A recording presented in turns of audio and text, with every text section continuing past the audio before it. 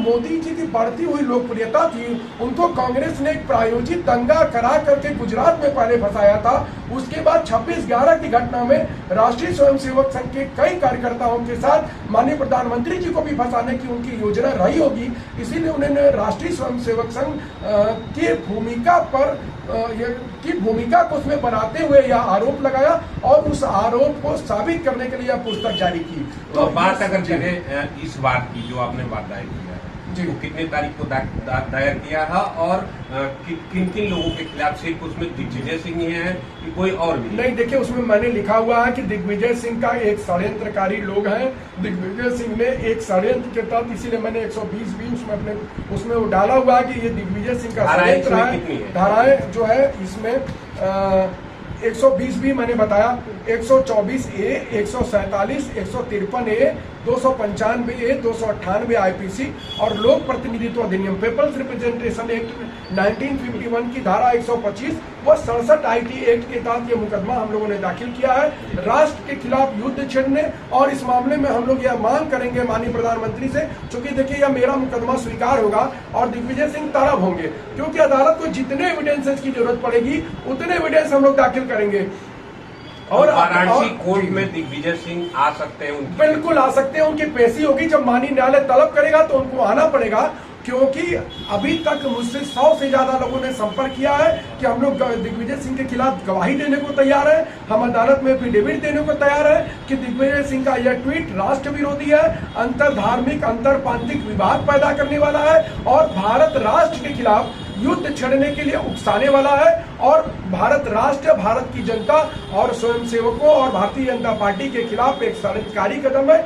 इसलिए हम लोग इसका सारा एविडेंस अदालत में दाखिल करेंगे और माननीय अदालत से प्रेयर करेंगे कि दिग्विजय सिंह को तलब किया जाए। और हमारे पास इतने एविडेंस है कि दिग्विजय सिंह तलब होंगे और कांग्रेस का जो असली चरित्र है, क्योंकि कांग्रेस का जो ये चरित्र है, इसी चरित्र से उन्होंने देश का विभाजन किया, इसी चरित्र से उन्होंने 1858 की जो क्रांति थी उस समय कांग्रेस देश लगभग आजाद हो चुका था और 1885 आते आते तो देश में इतनी ज्यादा क्रांति आ चुकी थी, देश का बच्चा बच्चा युद्ध करने के लिए तैयार था। और अगर उसी समय भारत की जनता युद्ध करने को तैयार हो गई होती तो ब्रिटेन की आर्थिक स्थिति नहीं थी ऐसी, क्योंकि वैश्विक परिदृश्य ऐसे बन रहे थे।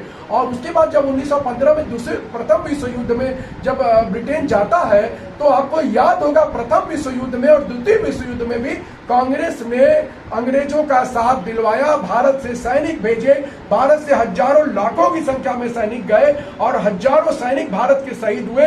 यह सारी क्रियाएं कांग्रेस ने मिलकर अंग्रेजों के षड्यंत्र के साथ शामिल होकर की और 1947 में जो भारत का विभाजन था और उस विभाजन में लाखों लोग मारे गए, हमारी माताओं बहनों बेटियों को नंगा करके कराची की सड़कों पर परेड कराया गया। यह सब इसी वजह से हुआ क्योंकि कांग्रेस का यह षड्यंत्र। महात्मा गांधी ने कहा था कि मेरी लाश पर बंटवारा होगा, लेकिन उस बंटवारे को रोकने का एक भी प्रयास महात्मा गांधी ने नहीं किया। और चूंकि नेहरू को भी प्रधानमंत्री बनना था और जिन्ना भी प्रधानमंत्री बनने के लिए प्रयास कर रहे थे, इसलिए वन नेशन और उसका 2 डिवीजन करके 2 प्रधानमंत्री की रचनाएं की गई। मतलब एक राष्ट्र का विभाजन सिर्फ 2 लोगों की जिद के लिए किया गया, जबकि इन दोनों लोगों का स्वतंत्रता संग्राम में कोई योगदान नहीं था और न तो इन लोगों का स्वतंत्रता संग्राम से कोई लेना देना था। ये दोनों लोग राष्ट्र विरोधी और दलाल प्रवृत्ति के थे और इन लोगों के द्वारा जो कृत्य किया जा रहा था वह भी राष्ट्र विरोधी था। और आप जानते हैं कि वह निर्वाचित भी नहीं थे नेहरू जी, वो सुभाष चंद्र बोस निर्वाचित थे, उसके बावजूद उनको कांग्रेस का प्रेसिडेंट नहीं बनने दिया गया। पूरा सदन जो निर्वाचित लोग थे वह चाहते थे कि सरदार वल्लभ भाई पटेल इस देश के प्रधानमंत्री बने, लेकिन जानबूझ करके नेहरू को बनाया गया। नेहरू ने जानबूझ करके 35 और 370 लगाया और उसमें आपको याद होगा श्यामा प्रसाद मुखर्जी ने कहा था कि एक राष्ट्र में 2 विधान 2 संविधान नहीं चलेंगे, दो झंडे नहीं चलेंगे, हम एक राष्ट्र एक विधान की मांग करते हैं, जिसको माननीय प्रधानमंत्री जी ने 370 समाप्त करके किया।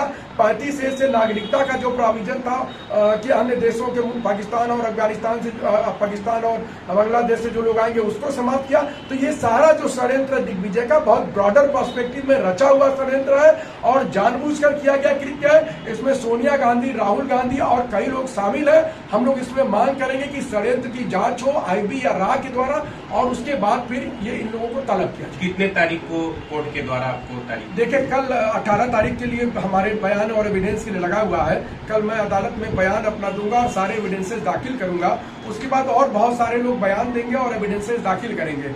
माननीय न्यायालय जब तक संतुष्ट नहीं हो जाएगी और अपराध का किया हुआ पा नहीं जाती है, तब तक हम लोग अदालत में एविडेंस दाखिल करते रहेंगे। और हमको पूरा विश्वास है, चूंकि इस ट्वीट को रिट्वीट करके दिग्विजय सिंह ने स्वीकार भी कर लिया है कि यह ट्वीट उनके द्वारा जानबूझकर किया गया है, इसलिए माफी मांगने की संभावना उनके नहीं है। और अगर वो माफी मांगते भी हैं इस कृत्य के लिए, तो कम से कम मैं उनको क्षमा नहीं करूंगा। जैसे राहुल गांधी को सजा हुई, वो निर्भोग्य हुए और वो 8 सालों तक अब वो किसी भी सदन में चुनाव नहीं लड़ पाएंगे, वो इसी तरह की घटना इसमें भी